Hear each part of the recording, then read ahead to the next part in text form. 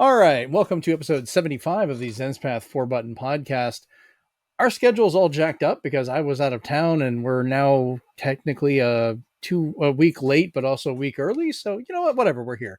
So, we're going to jump into this, give a bunch of stuff to get caught up on, and Rachel needs sleep. Which, speaking of which, joining me from down south, Rachel.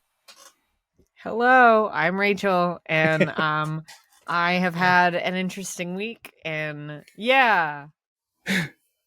You have. There's been I a lot have. going on. There's a lot going on. Lots been announced and lots happened, and of course, because I'm talking to my computer screen, my dog has tried to hop up next to me because she doesn't believe that I should talk to anyone else but her. You want all that attention. Yes. All right. Well, since we're in a bit of a whirlwind speed for this, and we're going to be going through a couple things, we'll just go ahead and jump into this. So, Rachel, what you been up to? Other than work, gaming wise, not much. Because every time I'm like, I'm gonna play video games, something happens to, make me unable to do that. So on Friday, which was my other day off this week, other than Sunday, last week, like a week ago. I was just, my plans were do laundry, play video games, relax. That was my plan. Apparently the universe had other ideas, and a banana tree or a bird of paradise tree. I'm not sure which one because the larger ones look very similar to each other. What is called a tree. A tree, yeah. Part of it just decided, I'm done. I'm done with this. I'm waterlogged. It's been raining too much. Goodbye. And just went on top of my carport. Just being all super dramatic. Literally fainted dramatically onto my carport. And the funniest thing about this is I had just like maybe 10 minutes prior to this happening, walked out my front door to my like laundry shed because my washer and dryer are like outside in a like shed area. Oh. Yeah, it's nice. Save some room. That's true. And I went out there to literally put another load in the wash and then come back in and finish the rest of my breakfast. And then I go outside after I finish my breakfast to check on the clothes on the line because I hang out all my clothes to dry because one, it saves power, and two, they smell really nice if you hang them out in the fresh air. And it also helps your clothes last longer. But so I walk outside, and what is hanging off my carport? A bunch of like leaves. Like these leaves are bigger than I am. They're massive. And I'm sitting here going, what the hell is that? And I'm walking back and I'm stepping back and I'm looking on top of my carport. I'm going, that is a tree. Surprise tree. And I angrily go into my shed and I grab two huge pairs of clippers, an axe, and a saw. And so I'm like hacking away at this thing like angrily, and I'm like tearing off the big huge leaves, like fronds or whatever, and I'm throwing them onto the ground, and I'm like trying to hack this thing apart, and my yard guys are walking by at this point, and they're looking at me and they go, you good, Rach? And I'm like, do I look good? And they're like, no. Okay, we'll be back in a minute. And they like book it over to their place to get their supplies to like help me. Of course, they're not going to charge me for this. This is an emergency. And so they we get it like hacked up and all this kind of stuff. And there's already like tree like debris in my backyard from when maintenance has cut down these rotted trees that were along the back of my property that I told them about like 6 months ago, and then they finally decided to do something about it. And so we put all the stuff back there, and I scared the ever living daylights out of one of the yard guys because I have picked up a piece of tree that is bigger than I am and about half my weight, and I just carry it with ease. And he's like, how does she do that? Oh my Rachel, God. Smash. Literally, there's such thing as redhead anger. and I truly channeled that, and I briefly like became Superwoman and just could carry literally anything at that point. I could probably bench a truck if I tried. I was that Did mad. that tree offend your precious Final Fantasy? It might have. Uh but but yeah, so I'm walking with this thing and he's like, "How does she do that?" And my yard guy, Donnie, Angrily. is literally like, "Yeah, I quit questioning Rachel like a long time ago. I've just learned not to like really think too hard about the things she does because if I do, my brain might explode." And I'm sitting here listening to him say this, and I'm like laughing, crying, laughing on the inside. Mm. Yeah. So, but literally all of that, of course, I got the workout that I did not want. But it took up so much of my time in time that I would have spent like meal prepping while, waiting for my laundry to be done. So I didn't have to worry about like lunches and stuff for a couple of days. But no. So that rendered me incapable of playing any video games. And I don't really get like time or an urge to game as much as I would like. Like I would love to play games. Like I really right now I was like, "Oh, I want to play a game." Um but it's Welcome too to late to play. adulthood. Yeah, but it's too late to play a game. But now I'm just like I want a game, but I don't know what I want to play because right now all the games I Too want many to play options. aren't out yet. Like all the games I really want to play are not out yet. And I'm just like, I have all these games that have come out that I was excited to play that I don't want to play because this game is coming out and all I want to play is that. So that's my struggle. All right. Well, that was a colorful tale of a tree and adulthood. I didn't have much going on this week, so that That's fair enough. you get the fun tree story. And Well, yeah. one other thing you should tag, though, I believe you were on another show yesterday. You could probably mention as Oh well. yeah, you're right. I was Yeah, on tag that as well. yeah, I was on Joey's Cerulean Skies. There's this one Wait, who's show. Joey? Haven't seen this person in a Yeah, I while. know. He's not been on here in a while. Weirdo. Hasn't been on here. I know He's he's been had some busy. Yeah, he's been I miss busy him. going to shows, not taking us to shows, abandoning us.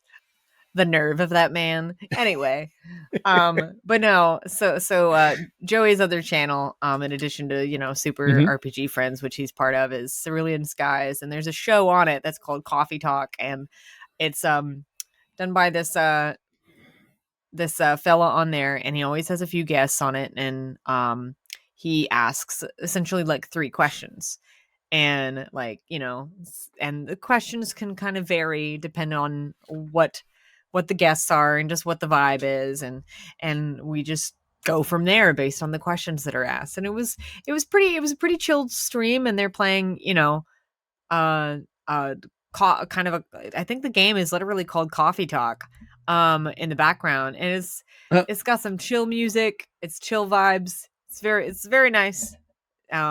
Really actually honestly good looking game, and I had fun. It was very chill, and I enjoyed it, and hopefully they'll invite me to be on it again at some point because I had a good time. So They just keep yeah, inviting you on things. they do. I've I yet to really be on need to. anything yet. Well, no, I I take it really back. I was on Joey's the first time, but yeah. Yeah, I need a calendar of when I'm invited on things because my short-term memory is literally so bad. If I do not write it down or like put it in my phone as like a reminder or something, I don't remember it. Like it's gone. Like it's Yeah. completely gone from my Well, that's what brain. happened with us. We were supposed to record on Friday, and we were like, "All right, too much going on. We'll record on Saturday. That'll be great." And then Saturday comes around, and you're like, "I got to do something else." I promise.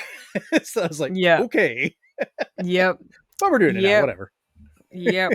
And yet Caleb It is not with happens." us I because know we're trying. he's gotten held up at work. I've been trying Stupid to get work. Caleb and Amon back on here. Like, I miss those guys. They're always great to I be on haven't here. talked to Amon in like a long time. So hopefully we're able to get Amon back on there so I can be an absolute like I don't know. Because they can just laugh at my lack of modern anime. Yeah. Yeah, no, I can do the old stuff. I don't need anything newer, but whatever. Oh, speaking of anime, Oh, oh, that reminds me of a show. I just there's a couple of shows that I've recently added to my list that I'm just like I'm oh, gonna watch this. So okay. thank you for the reminder. I'm gonna butcher the names because they're all in Japanese, so I'm not gonna say them. Oh, I was like, I thought you were gonna try and do it, but I'm like, No, oh, nope. okay. I'm not even gonna try. I'm too tired to even attempt. So we're just ending it So at I watched anime, and we're just gonna go on from there. no, I didn't watch anime. Like, there's a couple of like, sometimes when you're like doom scrolling on TikTok and you get like Uh-huh. recommendations of things, and so I'm like, oh, that looks interesting. Oh, that looks interesting. And then 6 weeks go by and you still haven't watched any of it. Oh Oh, Lord, I did finally finish watching What We Do in the Shadows this season. That is another I thing too. we have to finish that still. The last episode was very good. Very, very good, and they've tied up some things, and they look like they're tying up some other things, but it's still I think they've got like from what happened in this season, I'd say of the events that happened in it, they got at least two more seasons, I think, just from that. And who knows what kind of doors are going to be opened in this next season. Okay, It's just a very good show. well, we'll have to check that out. All right, well, we'll jump into what I've been doing real quick just to go through it so we can get onto our news. But so the Teenage Mutant Ninja Turtles Cowabunga collection finally came out, which I have been playing a little bit and enjoying a bunch of the old NES and Super Nintendo and Genesis and Game Boy and arcade games, and just being a general 42-year-old nerd who loves Ninja Turtles since he was a kid. But I've been really enjoying it. It's actually a really good version of it. I need to play some of it online with Brent, friend of the show. Um, Beyond that, game wise, the other thing I've been playing is Splatoon 3, which I did finally pick up. And originally, I was only had enough time to mess around with the single player, but since we delayed again until today, I was like, well, now I can do a bunch of the multiplayer because I had to edit photos. And while that's rendering each group, I just start playing Splatoon. Had a pretty good win to lose ratio going on. Leveled up enough that I can start doing salmon run and so forth. So I will be getting up with friend of the show, Soccer Chick, which he originally thought it was a girl, but yeah, it's a he. Uh, um, we played Splatoon 2 before, so we're going to be jumping into Splatoon 3 some here soon. But the only other big thing that I really had going on is part of why the show was delayed is we went to Dragon Con this year in Atlanta, Georgia. And that was nuts. I posted, good Lord, thousands of pictures probably that I edited and went through of cosplay and other stuff that we found. We were there for 5 days. Myself, my oldest son Jeremy, my youngest son John, and our friend Remy, who is on here on occasion. Remy. Yeah, we love Remy. So that was also the first road trip in my electric car, my Ioniq 5. So that went well, thankfully, other than a slight charging issue when we first got to Columbus and I had to find a good charger. But after that, we were fine. But have you been to Dragon Con before? Yeah, I've gone twice. Ah, this was my second time as well. Yep. And I am, One in 2018 and one in 2019 is when I went. that's right. We were there the same year. The first time I went, we just never met up. Yep. Because I don't think we found out we were both there until afterwards. Yep. Well, I was also staying at a hotel that was like a ways away. But I was hanging out a lot with my friends Rev and Tass in their like hotel like area because it Mm-hmm. was like super close, and I ended up staying with them and the rest of the Crit Show cast Mm. in 2019. And that was it was a good year. I have very fond memories of both those years, and I want to go back, but it's just not in the cards right now. Sorry, my dog keeps trying to jump on me. It's hilarious. Um, so I've started getting some of the stuff this year that I'm actually going to attempt some cosplay next year for the first time. Working on two, possibly three different things to do. Mm. So I'll have to send you some pictures as I attempt to set this up, so you can either be like, "Oh, that's cool," or just laugh at me. Either way, whatever. I will laugh at you. I will I not actually had laugh at someone you. do that. What, laugh at you? Yeah, Well, that's rude. yeah, I it don't laugh at happens. people. Yeah. Well, I mean, if I'm funny, I know. Well, I mean, yeah, I laugh at jokes, but Right. So I purchased some of the parts and started putting everything together for a Voyager Starfleet engineer outfit. Just because I'm an actual engineer, it just kind of thought it would be funny for me. So I ended up getting the jacket for it, the badge. I already had a tricorder and some of the other stuff. I'm working on like the undershirt, the pants, the shoes won't be a problem. I've got to get the pips and a few other things to kind of do it. I'm going to work on 3D printing some of the tools to modify and maybe even update the tricorder a little bit with some animations and things. And the other one I'm working on is kind of a cliche, but it's one I've always loved since I was a kid, and that is a Ghostbusters outfit. Because my ooh, proton pack. I've Say what? always wanted to do a Ghostbusters outfit. I've got to work on getting the um, the actual outfit. I'm working on that now, and then I got to find a good place to get the name badge done because I want to have my actual name, not like one of the actors, like my name on there. Um, Um, E- Etsy's a good place to look. They do the custom name patches, or you just do a lot of googling. There's yeah. also if you there's a bunch of there's a couple of local embroidery places Mm-hmm. um in PC Okay. that if you bring in like a photo of what you're looking for, they might be able to do it for you. So Oh, nice. yep, Okay. Yeah, I'm because trying to get the jumpsuit first, and then I'll worry about that and the patches and things for it. Um, I have the proton pack and the neutrino wand will be here supposedly in April. That's the biggest part of it. And then once I get those, I can start working on the electrical upgrading on those that I want to do now to customize them. are you getting like a base model like a la costume store, or are you getting like No, a it's the HasLab screen accurate one. Cost me about 450, $500 just for the backpack, and then another 200 for the neutrino wand. Would they do connect to each other with accurate light and sounds? But it's also wired with some of the extra switches that were screen accurate, but were never used for function. But they made yeah. them actual switches, so I can go in and customize and do electronics of my own on it and use those to do it. So eventually, I'm hoping to have it where I can hit a button and actually have it play the music,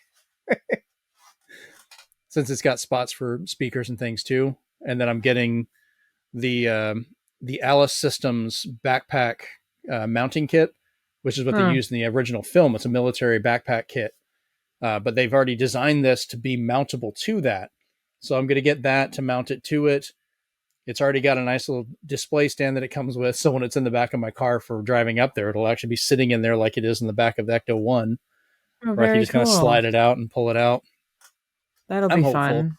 It's one I've wanted to do since I was a kid. And I've already told my Yeah. family if I get this done, this is me for the Halloween for the rest of my life. Just telling you now. Oh, yeah. And then, I mean, we're, the next cosplay that I want to do, mhm. and I told myself that if it's still available on Etsy next Friday, I will buy it. It's because of the news that we're going to talk about later. Yes. I will want to do Christine Daae from Phantom of the Opera finally. Um, Yes. but I want to do the her like dressing gown version where she's like mostly in a costume, but she's got a dressing gown over it. And Okay. I found literally the perfect one on Etsy, but it's pretty pricey. Like it's 200 something dollars, and I'm like, That's a lot. that's a lot of money, but it's actually very cheap for how much like material it is, and it's like got silk and lace and very expensive like fabric, and it's like this is apparently dirt cheap according to a friend of mine who has literally made one as Right. well, like made one for a like production of Phantom, made one. Oh, wow. uh so yeah, and then there's like other bits and bobs that I can get the other costume like on Amazon for like super cheap. But I'd have to like do some alterations and some additions to it because the top part of the bodice doesn't exactly match what's on the stage, but that's because, it's made to be cost effective, not to be necessarily accurate. So Right. I would just get some, stuff from the craft store to fix it essentially. But Yeah, I but do have a whole new respect of how much this stuff costs, because I think I sent you. Did I send you a picture of the jacket that I got Yep. for the Star Trek one? That was $330. It's a Yeah. great jacket, but it's from Volante Designs. Yep. I got to meet another friend of mine who I've actually I met almost a decade ago doing podcasting. She's a friend of mine I've been talking to for a while. Carol Princhevsky. She's been a writer for like sci-fi, and I think she just got the job where she's going to be the game reviewer for, I think, like CNN or one of those. Like, she does a lot of cool stuff. Yeah. I helped out with her panel that she had at Dragon Con, and we were hanging out, and she took me over there, and just on her word alone, she's like, "These guys are great. You should do this. Help me find the jacket." And I was like, to hell with it. I just bought it, just spur of the moment. I was like, screw it, let's just do it. And I was like, it just spent a lot on this. Holy crap. Yeah. But I was happy with it. It turned out good. I think the only thing is I need to figure out how to shorten the sleeves a little bit. So I got to find somebody I can take to shorten the arms just a bit, maybe about half an inch or an inch. Yeah, just getting it hemmed. That's all. It's not a big deal. Yeah, it's just too long at this part. It's not the up here, right? Yeah, like it kind of slides down here, and I'd like it to stay in this area instead. Like, for those listening, I'm showing my wrist. Yeah. Yeah, I don't think that'll be too difficult. There's plenty of like tailors. Yeah, I just want to find a good one, because the way the material is, it's a little bit different, and then it actually has a gold inlay cuff on it. And I just want to make sure that's preserved. I mean, worst case, I can find somebody to do it. Yeah, worst case, if you don't know, you could just use hem tape temporarily until you're able to find somebody. Oh, okay. See, I'm going to talk about this stuff. I have no idea. Yeah. It's. But I did get my this too long. Right. Well, I'm trying. I'm a baby at this. This is my first time doing this. But I got my badge in from them that's magnetic, and they have a pocket on the inside, so it doesn't. I was like, I don't want to put a hole in this jacket with a pin. Yeah. Because I bought a really nice one while I was there, which I'm now showing. Like, this is the Voyager comm badge. But it's an actual pin type, and I did get Next Generation because I will eventually do that one. But I didn't want to put holes in this jacket, so I ordered their magnetic one, and that works really well. I've had a couple of different ideas for suits, so if I get into this, who knows? I've heard this can be a somewhat addictive thing to do, so we shall see. It is very addictive. Because I've had some fun ideas of things I could do, specifically variations of what I'm already doing, so I can kind of reuse things, but we'll see. All right. Well, we'll go ahead and jump into the news now that we've had our cosplay talk. Yes. Which is fun. Starting off, a little bit of sad news for those in the UK. Not so sad news for people in other parts of the world sometimes, but Queen Elizabeth has passed. I'm going to stay neutral on that one. Just wanted to bring it up because that is something that happened. That's a whole mess. Just staying out of that one. My heart goes out to my friends in the UK who are mourning her. I will say it's hard to think about because she's always been the queen for my entire lifetime. So it's difficult to think that she's not. And, from all the different like memes and interesting stories, and she was an impressive woman. So it is sad, but it's going to be interesting in, seeing how things change, if they change at all. And yeah, but here's an interesting fact. The now King Charles could have taken a different name. He could take any of his names, like anything that is in like his name. And he could have very well taken Arthur. So he could have been King Arthur.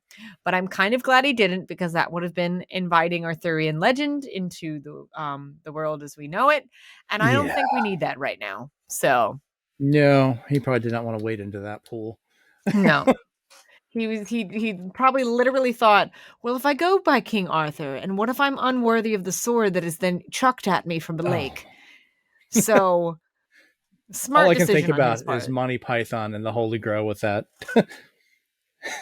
Listen, You had some moistened bent through a sword. listen, I don't think women who chuck swords at people is a valid way of governing something. So That whole discussion is just one of my favorite ones with the yeah. villagers that are just farming mud. Go back and Mm-hmm. watch that movie, kids. It's great. Also has killer rabbits. I I'm linking you the thing so you can see it. So, but anyway, Nice. I'll have to see yeah, this it's one a little bit gorgeous. after the show. All right, so next up, this is the first of our multiple large things that we're going to go through, and we're gonna go through this kind of quick. We'll stop on particular titles we want to talk about, but we're just going to kind of shotgun through some of them, I think. But this is the Nintendo Direct that happened on September 13th of this year, starting off immediately with Fire Emblem Engage, coming out January 20th, 2023. Looks like you can summon older characters with like rings, and there's a collector's edition available, which I got some flack on Twitter from some people because I was like, good God, another Fire Emblem. And don't get me wrong, I know people enjoy them. I enjoy some of them. We actually have a complete set of all the Fire Emblems that were released in North America, even that super expensive GameCube one.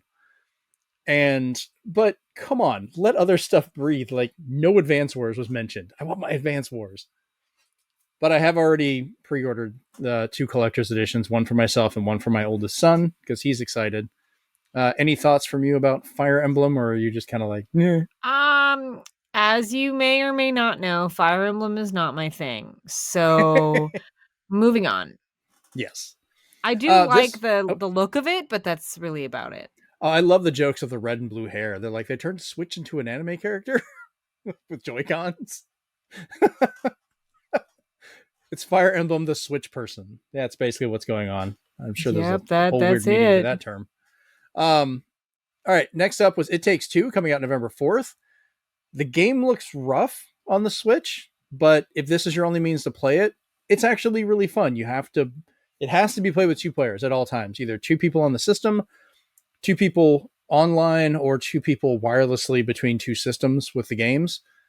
Um, but honestly, if you can play this on a PS4 or an Xbox One, that's the way to play it. I'd recommend that. But for a portable version, who knows? Could be fun. Next up was Fatal Frame, Mask of the Lunar Eclipse, early 2023. This is one that was released in Japan. We're now finally getting it in America. Spooky camera, kill ghost thing. Moving on. Xenoblade Chronicles 3 Wave 2 Expansion Pass, October 13th. New mechanical character named Ino, I don't know, with challenge battles. It's basically just the DLC. You look like you're about to laugh at something I said. No. Oh, Lord. I just think it's great that we're getting another Fatal Frame game because I remember watching those be played, like watching people play them on YouTube and stuff like that. But I never Mm-hmm. played them because I wasn't like I'm into that genre, but I don't play it myself, but I'll consume it if somebody else like plays it because I'm one of those weird people that loves like haunts and like Halloween and like spooky time stuff, but I Mm-hmm. won't necessarily play a horror game unless it's like very specific. So They're interesting. I have the early PS2 versions, and then it mhm. became kind of a Nintendo specific thing for a while because Yeah. they own part of the license now. They do. And the one version of it that was really cool was the version on Wii U, which was Maiden of the Blackwater, I believe. Hmm. Um, which never got a physical release in North America. But if you ever get a chance to play it on Wii U, give it a shot. I Yeah. have it on a modded one. Nintendo, don't mess with me. Yeah. Um, And yeah, but that does sound good yeah, because you and can use the fun. gamepad as a camera. It fits. Yeah, It's that does also make why I sense. was like, why did we not get Pokemon Go on the Wii U? Like, come on, would have Yeah. been great. But Um, the Xenoblade, yay! Wave 2 expansion pass. Woohoo. Doesn't yeah, seem like I there's a mean, lot, but it's a start. You want to hit the next couple of them? I mean the SpongeBob one looked interesting. The SpongeBob SquarePants Cosmic Shake, it looks very fun cuz that seems like a classic kind of game to play. They It's brought back the voice cast, so that's good. which is very good.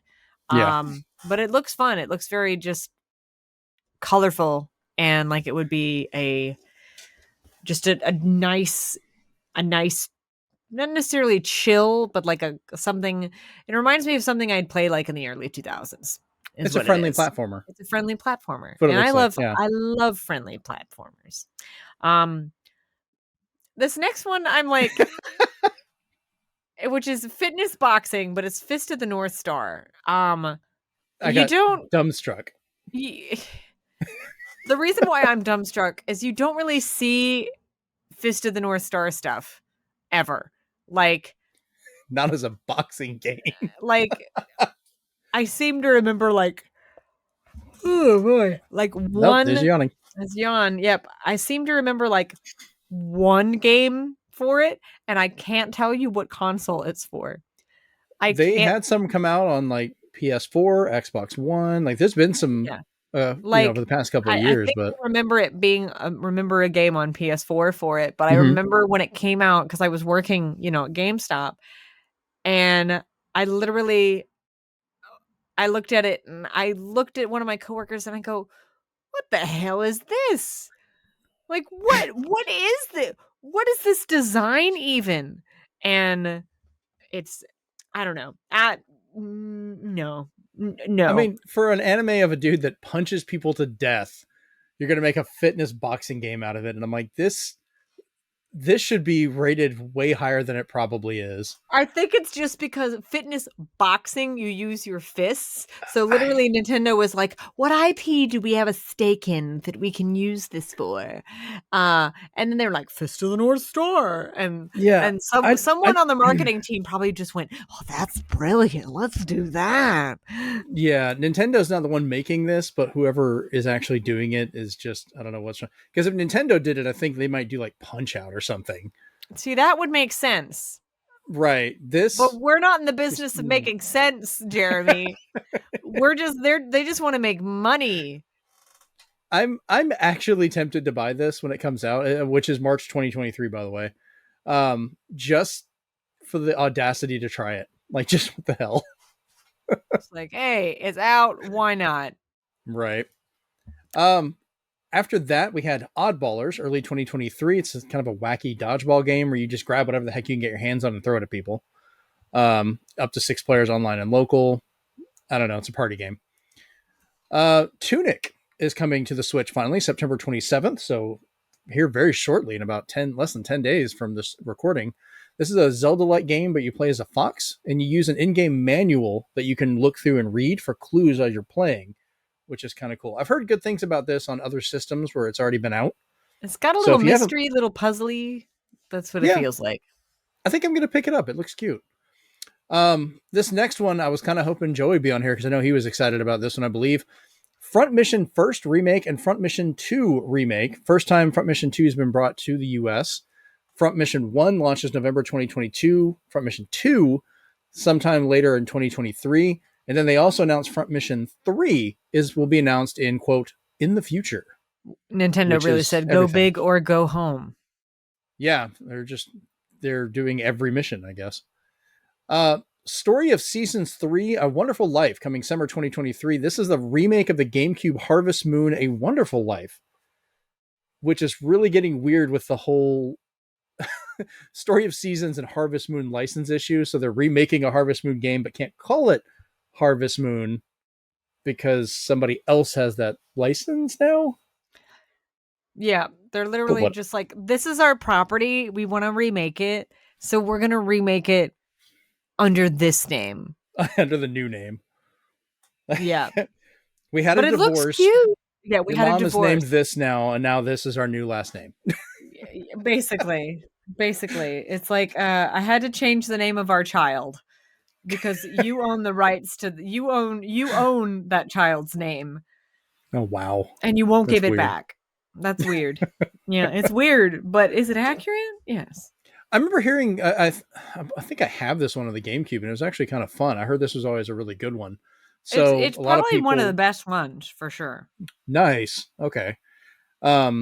I've heard, like I said, I heard good things about it. So people seem pretty excited about this one. So hey, why not? Splatoon 3 Splatfest info. The first one's going to be September 23rd from 5 p.m. Pacific time to September 25th at 5 p.m. Pacific time, Friday to Sunday. And the question they're doing, because now they're doing 3-way fights, is what would you bring to a deserted island? Gear, grub, or fun? I'd have to go gear because that basically lets you, get food and then you can just build something to have fun. I don't know, whittle out a chess set. Like, that's Well, what I'm going with, gear. gear could mean anything. It's not just, it's not just supplies necessary to survive, like a machete and Right. stuff like that. But it could mean a book, a couple of books. It could mean a Kindle. Well, that'd be under fun though, wouldn't it? I don't Because it's know. your entertainment. I don't know. You never know. I'd rule that under fun. I would have to I don't rule that know. under fun. No, I don't know. Maybe who knows? Could be gear. You could use when you're done with the book. If you really don't want to read anymore, you could use it as firewood. Gear. Oh, Kindling. you're gonna have Use it that as argument, kindling. okay? Yeah. As I say, I don't pull punches, Jeremy.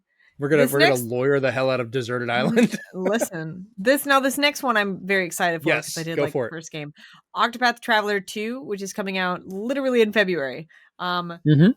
Days after another game I'm excited for comes out, so I'm not going to get to play this at all. By the way, until I just need a break from the other one, which I don't think I ever will.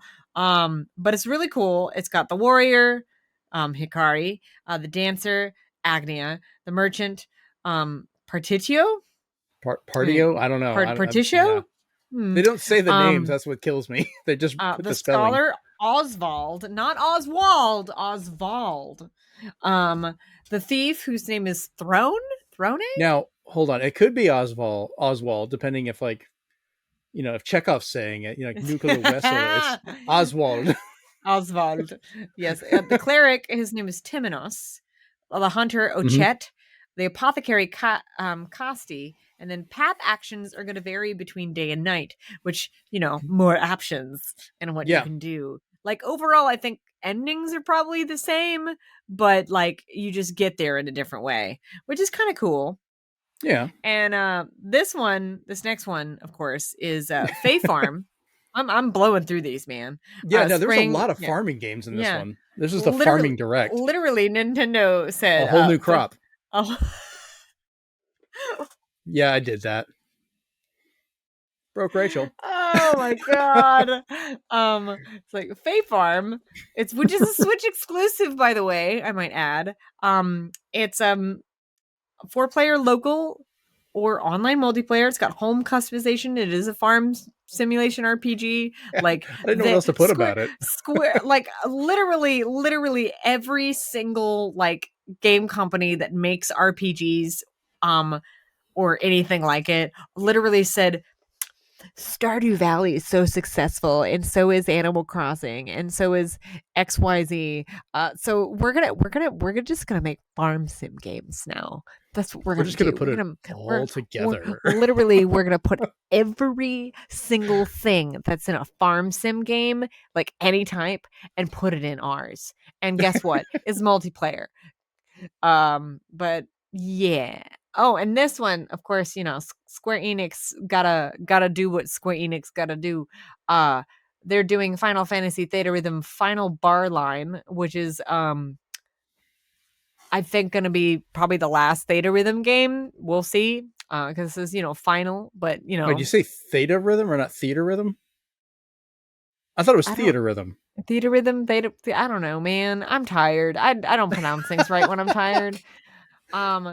But it comes out in February 16th of next year.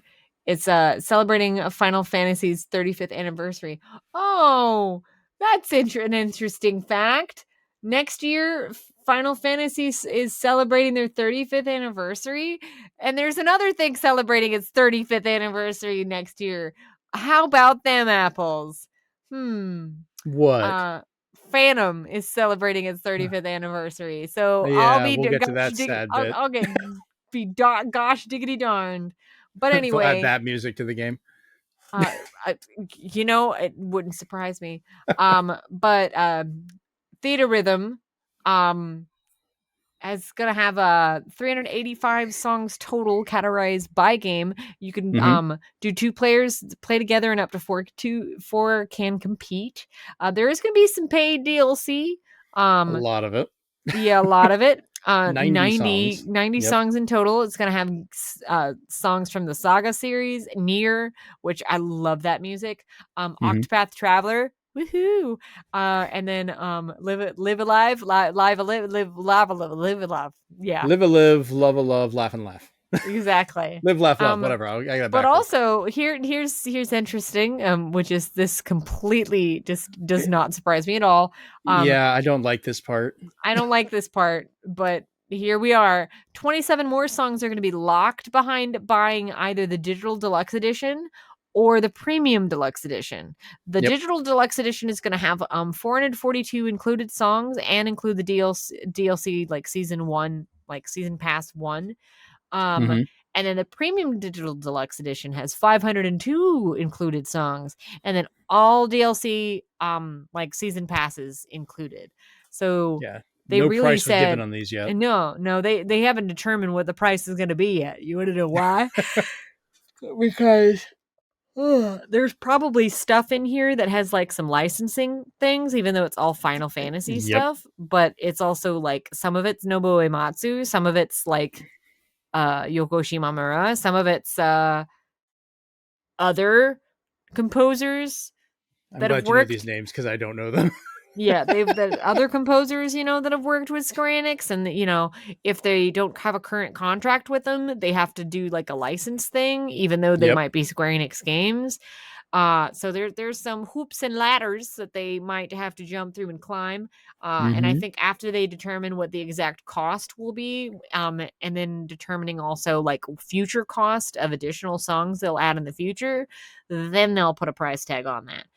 They have some time. Would you agree that Square I could see being one of the few companies that like you would go to look at the DLC on the store and it would literally like a lobster menu say market price and you're just wondering like what is it today? Like what does it change to? Honestly, if it could exist like that, I think They would Square do it. would definitely do it, because then they could just have it fluctuate whenever they wanted, and therefore they could earn more money. But Right, like we released the whatever. new Final Fantasy. We're gonna up this like $10.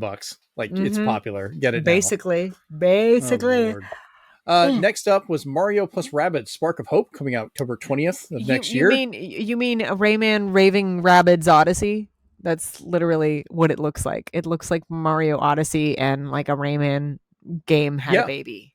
That's what it is. I really enjoyed the first game. This new one seems like it's gonna be more explorable main world with more things to do, like stores and so forth. Which is more my cup of tea, because I did not like the look of the first one. Anything with too much strategy. It's still a strategy game. It's still a strategy game. But this feels like strategy light as opposed to the other one. Well, it's the overworld is more explorable. The actual fights are still going to be like XCOM with Mario and stuff. Rayman will be showing up as a special character that was announced later at the Ubisoft event, and he'll be part of post-game DLC. And then there's going to be, of course, a gold edition that can be pre-ordered to get a special weapon skins, base game, and a season pass, which of course is digital only as well. Of course, not a fan of that.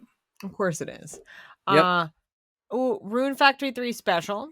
Cool. Coming out in 2023. Yep. Joey's going to like that because, he loves Rune Factory. It looked interesting. Looked fun. Ability to turn into monsters that will change conversations, fights, and more. So that's kind of an added little wrinkle on your experience with the game. And then, of course, there is a new Rune Factory series in development, like an entire series. So who knows what that means. New Nintendo 64 games are coming that were announced, and this was kind of a weird mixed bag here. 2022, we're going to get Pilot Wings, which is great. I love that game. Tiny USA is a great level, the map to fly around in. Mario Party 1 and Mario Party 2. So get those gloves out. Your hands are going to be destroyed just doing the rotating stick in the first game. Yeah. I wonder how they change that, because like Nintendo lost a lawsuit over that one. I will say, maybe you do it just with the Joy-Con and they've added some motion control in it and you're just doing this. Maybe that. I mean, I have the wireless N64 controller, so I could technically do that. Like they're going to be destroyed. But I will say that for people who like play a lot of games by themselves.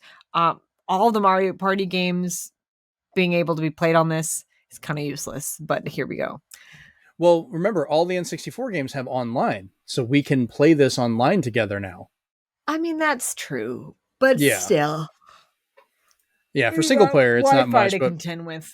So yeah, mine's hooked up with a USB adapter for Ethernet. But Mario Party 3 in 2023, we're also getting Pokemon Stadium and Pokemon Stadium 2, which have the multiplayer party games, but you can't actually bring over any Pokemon from any of the games, so it's rental Pokemon only during the battles, which seems kind of broken to me because that was like a lot of the stuff was bringing it in there, which means also the whole section about playing your Pokemon games through the N64 on the TV with special features, that's going to be gone, of course. well, of course it is. How would they figure that out, Jeremy? I mean, digital games happen. Like, Yes, but that would require them to then do more, which they're not going to do. So just include a ROM of Pokemon Blue or Red. I don't care. Make it random. I don't care. Just put it in there. People will play it. 1080 snowboarding and Excitebike 64. Both of those are actually really fun. I really I remember playing 1080 snowboarding. Oh, it's great. But Excitebike 64, that's one of those that people don't talk about enough that was a lot of fun and had a really good track building feature in it. So I'm looking forward to that. Now, the surprise one for coming soon, which is supposed to be possibly this year, but we don't know, GoldenEye from Rare is coming out. 007 GoldenEye. 4-player local split screen and split screen online play.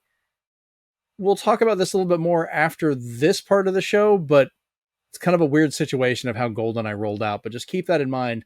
This one has online. There's more to come.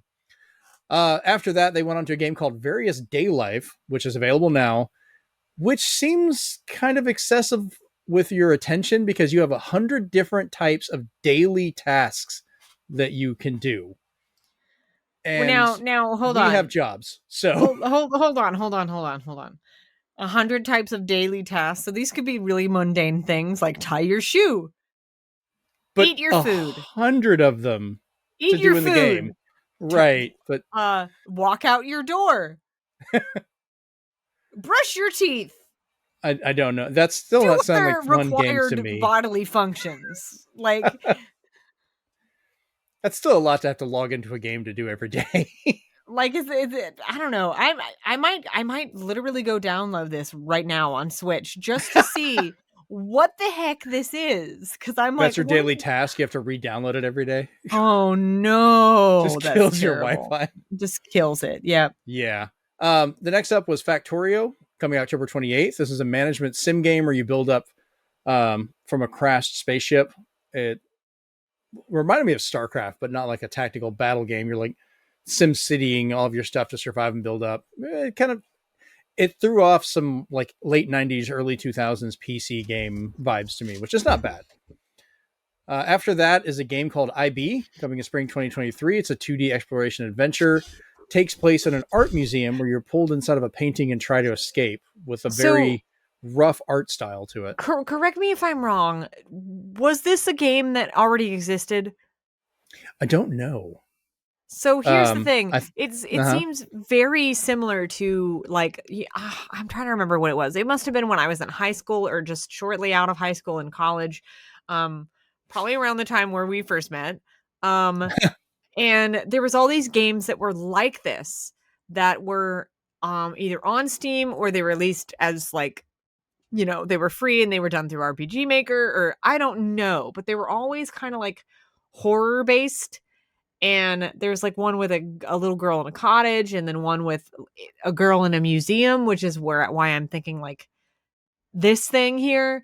And it just seems like very similar. Like I've played it before. So maybe it's the genre or maybe it is a remake. Oh, I was right. I looked it up. Yeah, I don't know the exact details, but they're talking about its remake that's being released of it. So I guess it was originally released in February of 2012. Wow. So yeah, that was 10 years ago. My, for as bad as my short-term memory is, my long-term memory, spot on. Yeah, you got that one locked in there. Yeah. Next up, Mario Strikers Battle League is getting a second free update in September of this year. Pauline and Diddy Kong are being added, plus new gear and a new stadium. I still haven't got that one yet because it's been very kind of mixed on its online. Uh, next up, this one has a weird name for me. Altair Ryza 3, Alchemist of the End, and the Secret Key, coming February 24th of next year. I couldn't figure out what was going on that trailer. I just know it is anime as hell.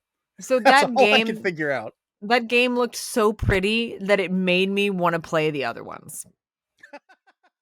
Hey, like, that's his job, I guess. Like not like I've played a lot of the Atelier games. Like I played like Esker and Logi. I played a couple of the other ones as well because they, we always had them available to try out at yield stop of game.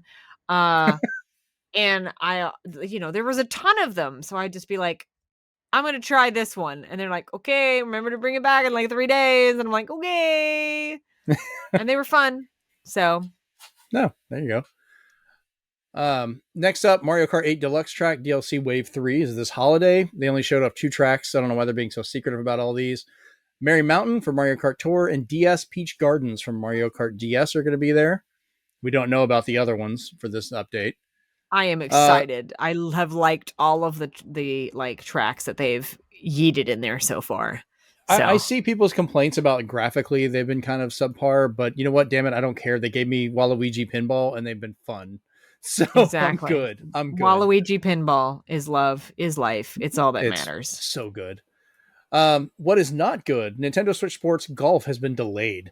It's now going to be holiday of this year instead of fall, so it's not really that far of a delay. You get 21 different holes from Wii Sports series included. So that's Wii Sports Resort, and all that. They can be played locally or online with up to 8 players at the same time via what they call Survivor Golf, where those with the highest stroke count get eliminated each hole. So you get kind of kicked out, which is similar. They did something like with bowling, where whoever has the lower pins get knocked out each time. Mm-hmm. Next up, just to prove it exists, Pikmin 4 is coming out in 2023.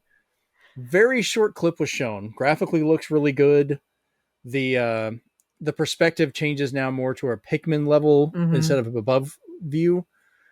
And Miyamoto, after wasting a bunch of time talking about the Pikmin Bloom app, which has been out forever. I don't even know why they still talk about that. Listen, he really likes the Pikmin Bloom app. Like he plays it. He then plays make it. Not boring. Make it not boring. I have tried. I say the same for Pokemon Go, honestly.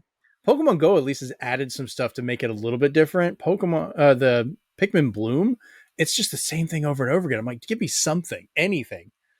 But he's going by the whole Japanese philosophy of Dendori, which they consider strategically planning, deploying, and commanding the Pikmin for how they're going to control. So I don't know if we're going to get more of a strategy game feel to this one, especially with the lower perspective, but we'll have to see.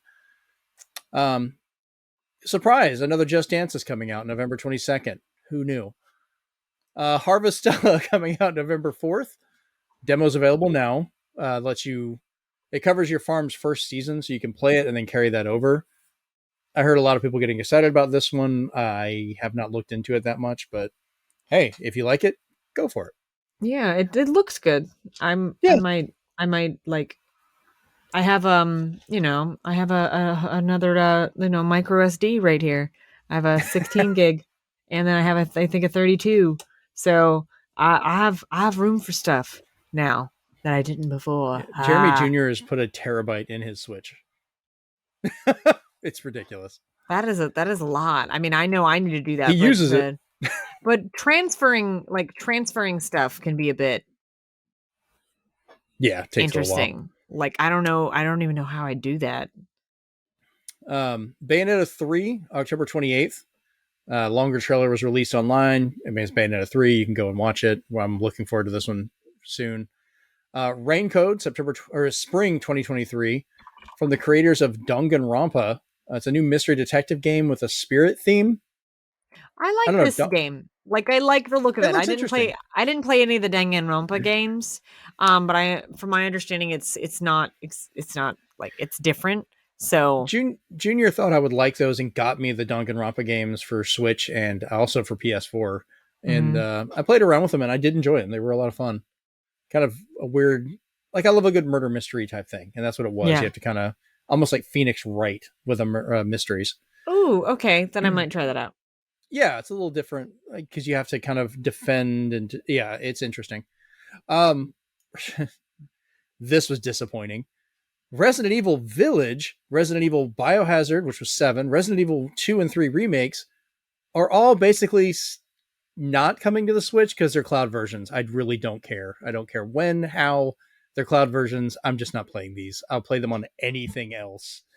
Like, Anytime someone says cloud version, I'm like, I just think about the Kingdom Hearts the Kingdom Hearts games. that was such a disappointing. That would have been such a great fit. Even if it was just the first couple of them that could be on Switch, you know? like But no. I doing a cloud version is lazy. You're relying on the software and like the I don't know how to The describe internet this. connection to be there on a Yeah. handheld system. Like, come Exactly. Yes. That on. that was the words I was looking for. Thank you. The more cloud games that come out, the more I think Nintendo needs to start working on the next hardware, which I know they're working on. Like every company they release a system, they're already working on the next one. That's how I mean, I guarantee Microsoft's working on a replacement for the Series X and S. Sony's already starting to design what's after the PS5. Like that's just what they have to do. But Nintendo is not being helped by putting all these cloud editions of games out. Like if they're getting that many issues where they can't get the games made, they should either skip it or wait for better hardware. Yep. Because these could have been great as a portable. And at this point, I'm like, just no, play them on a Steam Deck. Sifu is coming out November 8th. You fight through criminals, but every time you die, you lose a year of your life, but you gain different abilities. So, but your body gets weaker, and you have to kind of get through the game before dying out too many times. Really good game on the PlayStation 4 and PlayStation 5. Not sure how the Switch version is going to be, but who knows? This next one is one I think you and I both are actually excited for. Would you like to say something about this? Because I'm down for this one. I want it. Crisis Core Final Fantasy VII Reunion December 13th. I'm so excited. If you guys haven't played this, it is a classic PSP game. I still have my copy. I adore every single moment of this game. It looks like everything from it has been retained. Like they haven't really taken anything out. They have kind of revamped the combat a little bit where the slot machine, that's what I like to call it. I remember that. It doesn't necessarily interrupt you. It just yeets the stats onto you and just lets you go ahead. Whereas in the PSP thing, it would be like, if you got close to getting like 3 in a row, it would like immediately your battle would like pause. It would force you to watch this like sequence thing, and then it would be like recalculating, or it would say something like it's like something like was it a car's GPS rerouting? like I can hear the woman's voice in my head right now, but I don't remember what exactly she says, but I can still hear that woman's tone because I played the ever living daylights out of this. The best thing to come out of this, honestly, though, is that as long as the lore about Sephiroth's shampoo regimen better stay in there. And like I'm hoping that they, have added some like voiceover work where there wasn't voiceover work before, which would be really great. Because it was a PSP title. There was a lot of voice acting in it. But there was also parts that I was like, I feel that this part could be voiced, but it's not. And now that, we have a little bit more advanced technology, I'm hoping that they take advantage of that. But what's delightful is that people think that we haven't gotten a remake of this for like a very specific reason, which is centered around a Japanese music artist because he wrote like music for the game and for Dirge of Cerberus. and they haven't remastered either of those. So they were thinking it must be this man's fault because he's not letting them use the songs or whatever.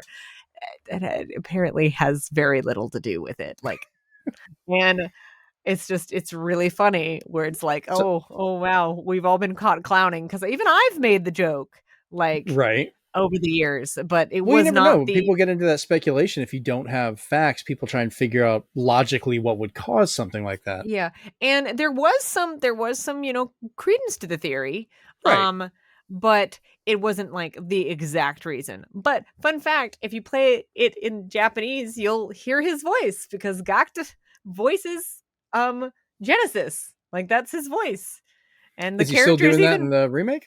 yeah, in the Okay. Japanese one, yeah. Yeah. Interesting. The characters even modeled after him. Like Oh, that's hilarious. yeah, no, it's really funny because like in if they ever do Dirge of Cerberus, if they ever remaster that, literally Mm-hmm. in the ending cinematic, the secret one, it's a live action cinematic. Like it's literally himself, like it's the man. And I'm So like, just a quick. yeah. Oh, go ahead. Yeah. No, you good. I was gonna say just a quick yes or no. Do you think they actually will eventually do Dirge of Cerberus? I wouldn't put it past them. Okay. I I would guess if they can not make put money on it, Square will do it. people would buy it. Like it was It'll be market price. like it wasn't a great game.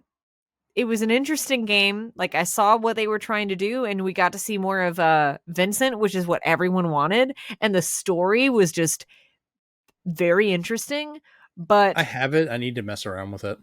the one thing you got to remember is Mm-hmm. that with all this, with the Final Fantasy VII remake thing, a lot of it will have like the events of the game might not occur as they occurred in Dirge of Cerberus because of well, you played I the s- did you play the DLC for 7 no, remake? I was gonna play it Oh, until I found out. My biggest problem with that game, like I get they made the changes, they should just not have called it remake because that gave an expectation for people like me that thought, oh, cool, this is gonna be a remake of that story. That's what I'm going in for.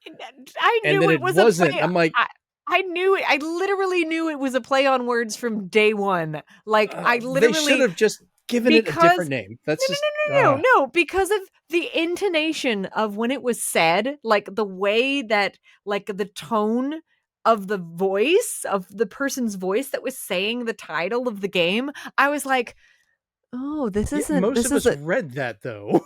We didn't hear it. We read it. Oh, what he did.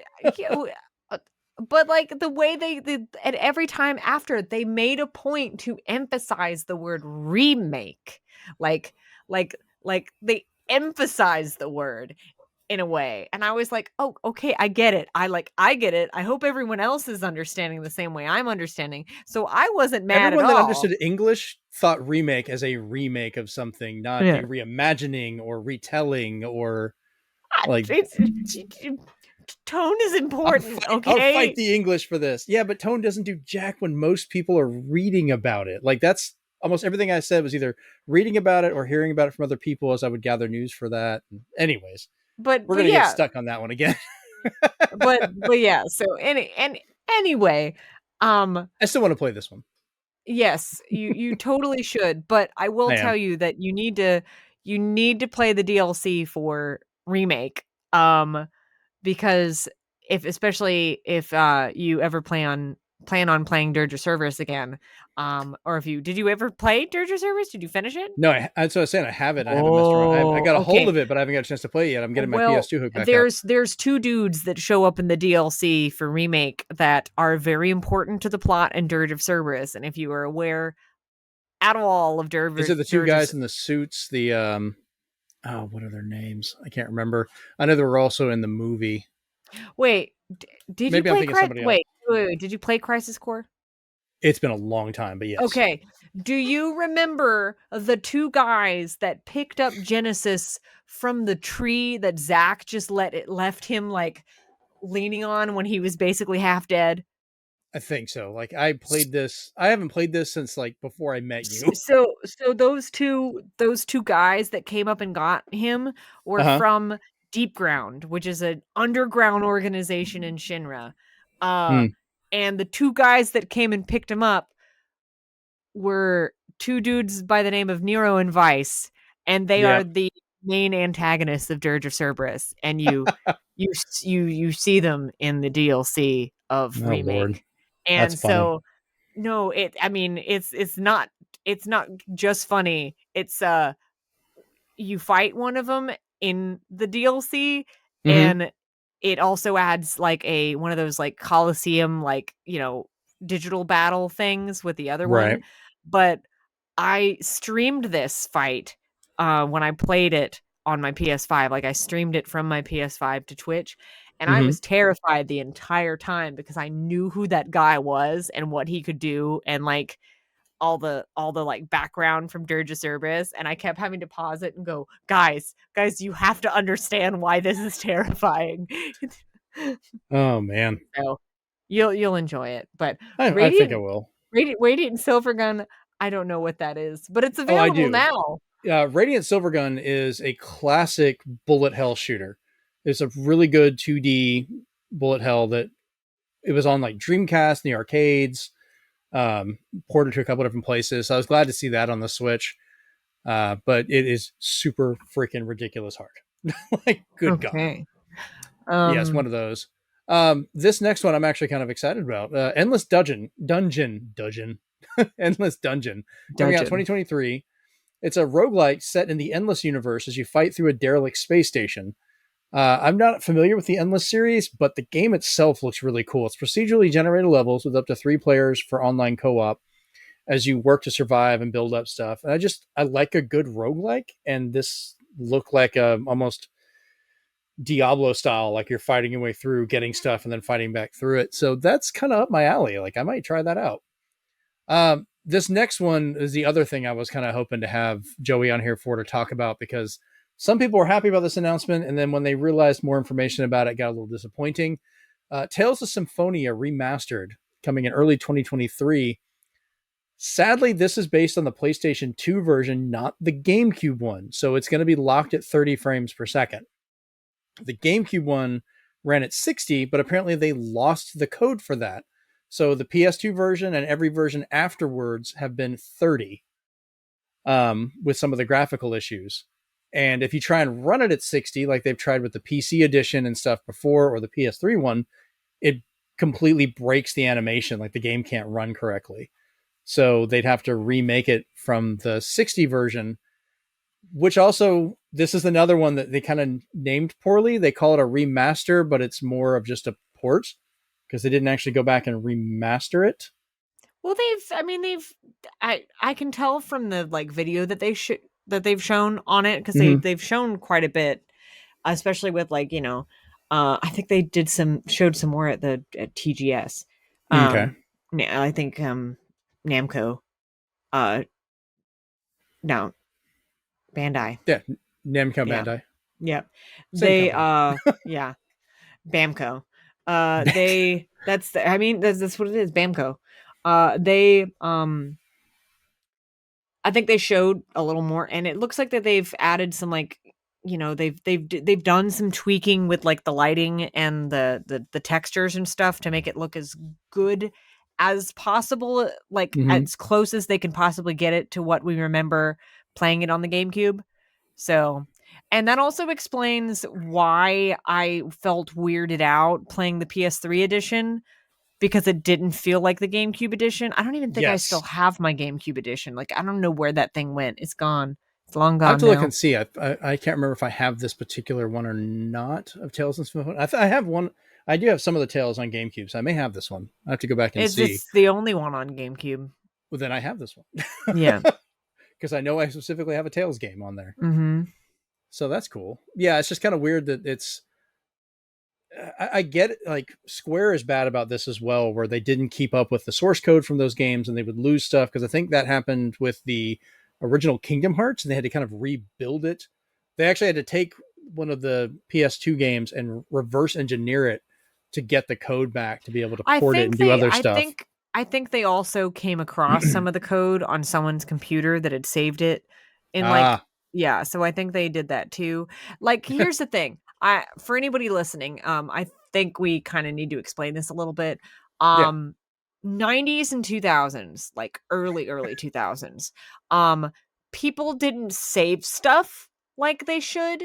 It was like, oh, we've designed this, it's done, it's gone to print and press, Oh yeah. it's gone, we don't necessarily need this anymore. And this wasn't even an issue with just gaming. Comic books and all the way back to the 60s and previous, like they wouldn't save their artwork, and for it, NES Yeah, games lost. Yeah, they were because bad about it. they're going to be using that space for something else that they create in the future, which I completely understand. Oh, that was very weird.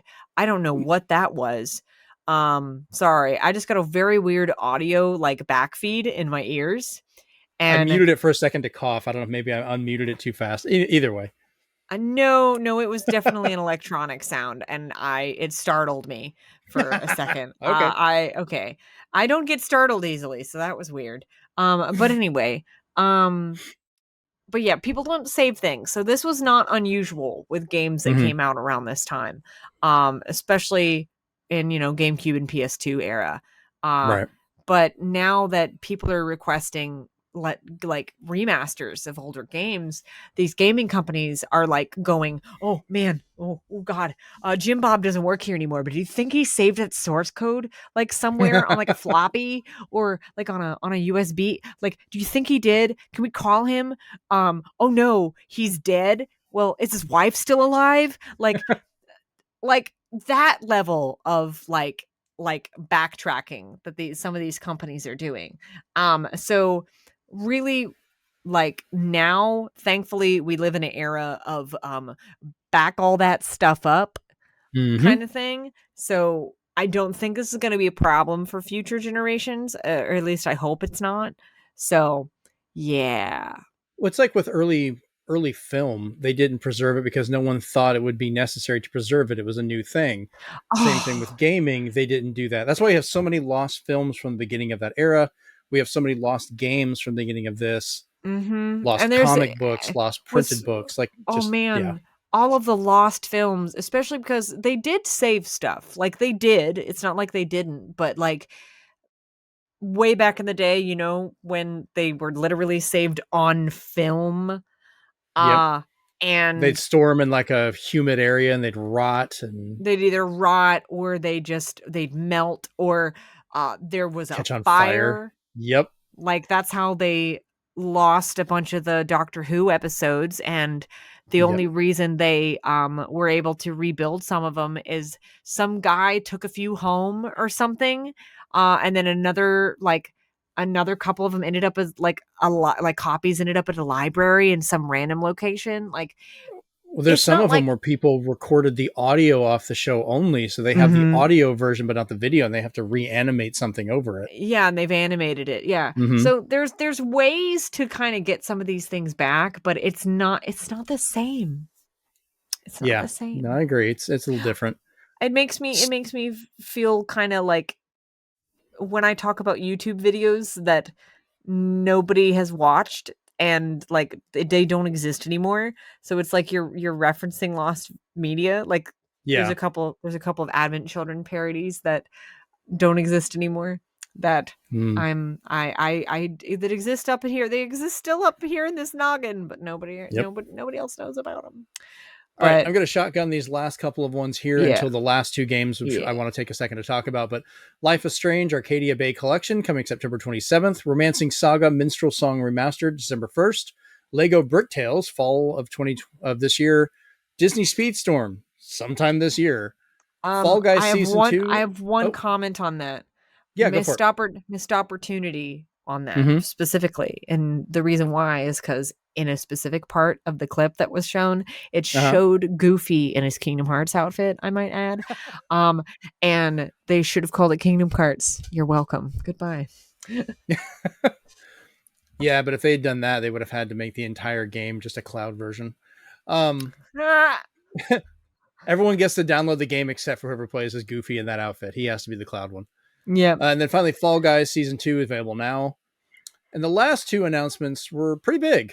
One for Jennifer, who lost her damn mind when I told her about this next one. I thought of her when I saw this. I was like, "Oh, She, she's gonna be yelling and running out of the room into whatever room Jeremy's in." I had to tell her because this happened while she was in school, and then I had to pick her Oh. up and bring her to work with me last week through the week. So I had to tell her at work. And every single day since this came out, she's been asking me, "Have we pre-ordered it yet? When do I get to play it?" And I keep trying to explain to her, Kirby Return to Dreamland Deluxe, the remake of the Wii Kirby's Return to Dreamland, is coming out February 24th. This is they added in the mecha copy ability to the game, local 4-player multiplayer. Now all people can play as Kirby. You don't have to have a selection of it. So all 4 people can be Kirby and be able to use copy abilities. So not only get to use DDD and Waddle Dee and all that stuff, but now you can all be Kirby's. So it's not one person gets the copy abilities and the others get limited. So that's kind of cool. But yeah, no, she lost her damn mind. I bet she And did. so her uncle Brent, my good friend in Insomniac, who 3D print stuff, I have to finish priming this and painting it, and I'll show it to you. If those listening will see, but he 3D printed this little Kirby from the most recent Kirby game on his little car in the post-apocalyptic. He's kind of bright in the light. Can you see him? Oh, he's cute. So I've got to prime and paint this for her, but she is going to absolutely love that. But he made that for her because he knows how much she loves Kirby stuff. So, but yeah, I'm like, yeah, we've gotten a lot of Kirby games recently, but I think this is a good one to bring back because the Wii one is a lot of fun. I liked it. So I'm excited to see this one come back. And they added in like more party game parts to it as well, including some classics that you can play. So I'm going to be buying this the day it comes out. And the next one they finally showed, and I think this is part of why the stream was not allowed to be streamed in the UK. They had to have it released as a download. Legend of Zelda Tears of the Kingdom coming May 12th, 2023. We finally have an official title for Breath of the Wild 2. I'm sure Nintendo was just, they'd pick that name and then the Queen died and they're just like, crap. Like, naming it Tears of the Kingdom. Great timing, guys. Yeah, well, I mean, they couldn't have known. No, they couldn't have known. Or How would they have Did known? Nintendo do this? Did Nintendo oh, do this? Oh God! But I really, when I saw the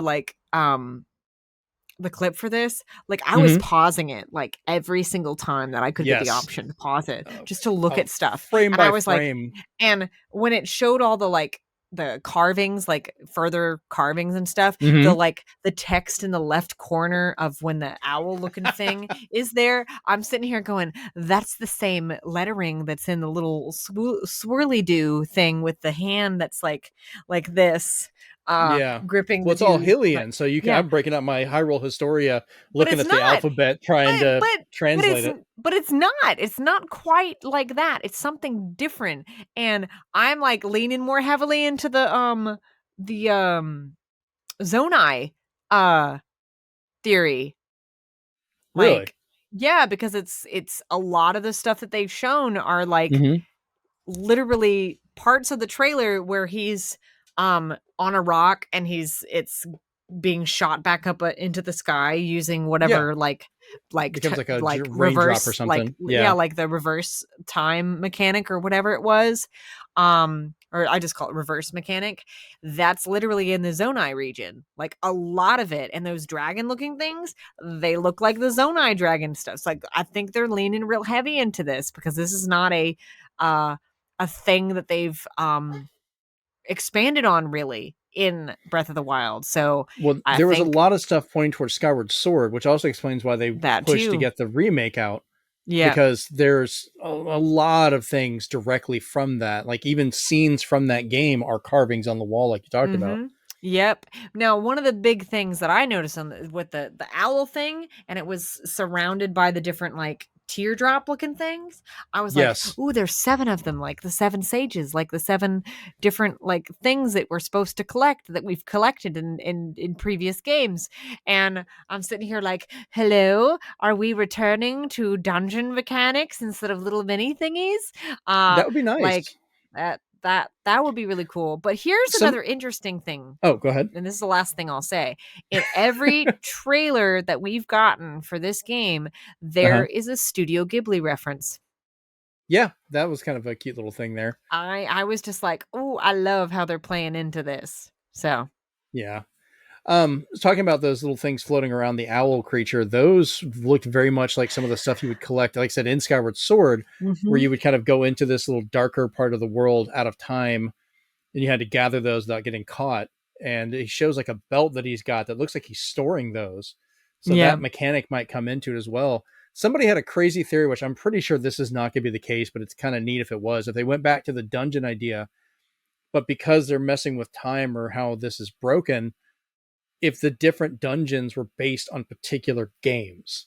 Like you would do a dungeon based around Wind Waker, one based around Ocarina of Time, like just to kind of like messing with time on that way I that don't it seems to be know. doing. But It's I a mean, crazy theory that I just thought would be so fun. I know that we thought like, Link in the sky is Link in the past. Like that's what people were thinking. But then we saw them Right. like the more modern the Link that is the Link that we just played as in Right. Breath of the Wild, but he was in the sky. So they're like, huh, well, so people are trying to like, take all that into account. And I mean, they're probably going to reveal I expect we'll get like maybe 2 more trailers between now and May.